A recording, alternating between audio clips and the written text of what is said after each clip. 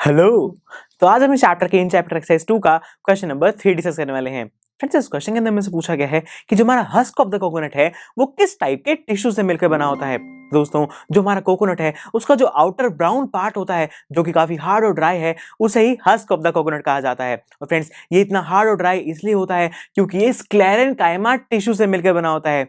जी हाँ फ्रेंड्स, ये जो स्क्लेरेनकाइमा टिश्यू है यही हमारे हस्क ऑफ द कोकोनट को काफी हार्ड और ड्राई बना देता है। दोस्तों, इस क्वेश्चन के अंदर हमें बस इतना ही बताना था। तो चलिए फिर अब मैं मिलता हूं आपसे नेक्स्ट लेक्चर में इस एक्सरसाइज के नेक्स्ट क्वेश्चन के साथ। So see you there. I am sure students, आपको ये लेक्चर बहुत ही पसंद आया होगा।